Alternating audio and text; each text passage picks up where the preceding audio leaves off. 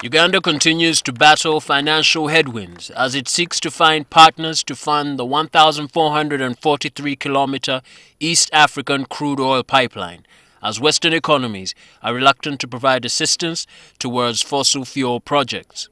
Energy experts warn that unless the few lenders, including China, whose economy is in a tailspin, quickly fund the project, the value of the oil may depreciate as time is of the essence.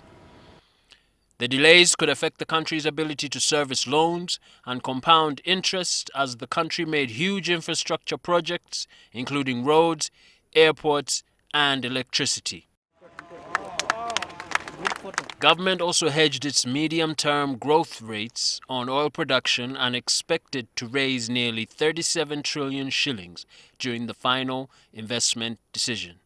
The medium-term debt management strategy 2022-2023 to 2025-2026 of the Finance Ministry reveals that delayed oil production is considered one of the major risks to Uganda's debt sustainability.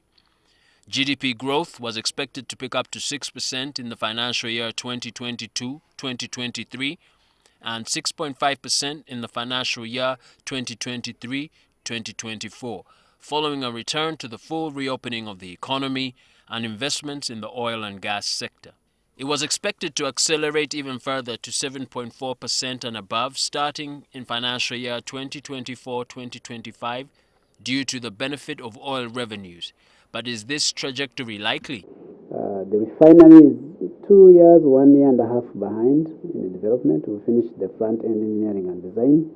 We've done environmental social impact assessments. And the nature of financing of the refinery is going to be largely public-led. So we should also be able to come up with a complete financing structure and execute it by end of second quarter next year. However, government was only able to raise 5 trillion shillings in foreign direct investment in 2022. During this financial year, a colossal sum worth 17 trillion shillings is being spent on servicing debt. Whereas the World Bank has not been a major financier of Uganda's oil and gas sector, its decision to hold funding after Parliament enacted the Anti-Homosexuality Act, which drew condemnation from the West, has serious ramifications. The World Bank Group has been committing nearly $5.51 billion to 34 projects in Uganda across critical sectors, including public administration, agriculture, health, rural electrification, education, transport, water, and social protection. Could the World Bank decision have a domino effect on other lending institutions such as the International Monetary Fund? The State Minister for Finance, Henry Musasizi, told Parliament early this week that government intends to revise this year's budget to deal with the blowback. With the forex market already rattled and the shilling tanking against major international currencies including the dollar, this could push up the import bill of oil and gas contractors. According to Deloitte, in 2022, Uganda imported petroleum and petroleum products worth $1.15 billion, the equivalent of 4.1 trillion shillings, which dwarfs the 489.89 billion shillings allocated to the oil sector for the financial year 2023-2024. So domestic oil production is key to the government's import substitution strategy aimed at easing the strain on Uganda's limited foreign reserves. It also means that the government, whose borrowing options are limited, could be left to borrow from domestic markets, which crowds out the private sector from accessing credit. In April 2023, the Finance Ministry announced that government intended to reduce domestic borrowing from 2.1% to 0.9% as part of the government policy to keep domestic borrowing at 1% of GDP. Uganda also requires about 14.57 trillion shillings a year for job creation and infrastructure development.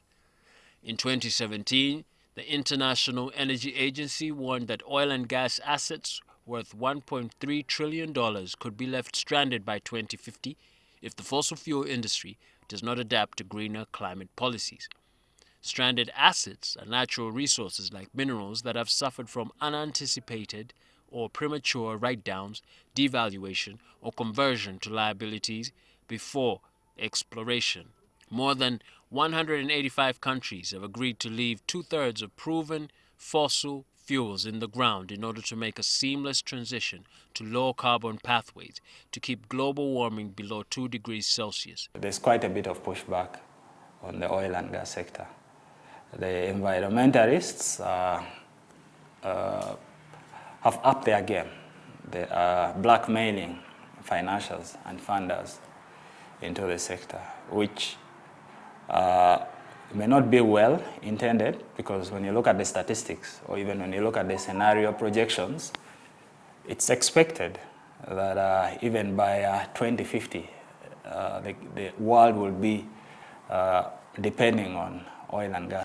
By April, about 24 European commercial banks and 23 insurers halted financial support after Cabinet approved the pipeline construction license on January 17, 2023. Uganda has so far secured commitment of funding worth $100 million from the Islamic Development Bank granted in September 2022 and another $200 million from the African Export-Import Bank.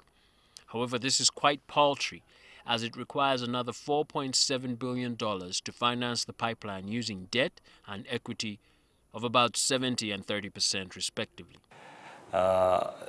These lenders have to be quite careful. They have to study the project more, and if they identify gaps, they have to request government to rectify those gaps, so that at the point in which they do come in, even if objections are raised, they can justifiably deflect or put them aside. So it takes a bit of time to clear those issues. And even after those issues have been cleared, the internal processes amongst the lenders themselves to approve the loans takes time. During the UN Climate Change Conference in Egypt held in 2022, African governments implored the West to allow the exploration of fossil fuel resources to lift masses out of abject poverty. Whereas Africa only contributes 4% of global carbon emissions, rich countries have a moral obligation to provide financial assistance worth $1.6 trillion as reparations to the continent to help deal with its mitigation. With the conflict in Eastern Europe raging on, there is growing reluctance to abandon hydrocarbons after a surge in energy prices pushed inflation to soar across the globe. Perhaps this has given Uganda more time to get its oil from the bowels of the earth and be able to make a good profit. Licenses issued by the North Sea Transition Authority in the UK on the North Sea. We are seeing drilling in the Arctic. We are seeing drilling in the Amazon. By some estimates, such as a 2020 report by the Climate Policy Initiative, Uganda's oil reserves have been devalued by 70% since 2015.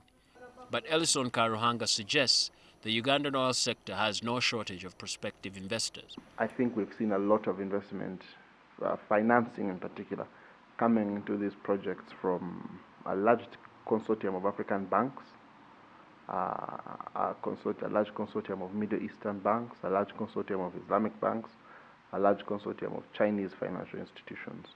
And I think, and yet a lot of marketing hasn't gone into this part of the world to try and raise the financing. A lot of people thought financing would be coming from the Western Hemisphere. On the continent, some experts say the oil and gas sector is bullish in 2023, given the competitive nature of foreign capital and the new oil discoveries in Kenya, Equatorial Guinea and Angola. It remains to be seen if Uganda's oil sector can remain competitive. But anybody whose policy allows them to finance and has looked at our project structure has definitely found that we've used the highest standards possible. We are very low emitting as projects. We shall produce about 13.3 kilograms of carbon dioxide per barrel that we produce. That is the lowest in the world. The world average is 33 kilograms. So all these make our projects very attractive to financiers and to any other entities. The march towards renewable energy cannot be halted. However, experts claim the West must provide debt relief and reparations for historic injustices to persuade Uganda to abandon investing in fossil fuels, which must also be gradual, as revenues accrued from fossil fuels can help lift millions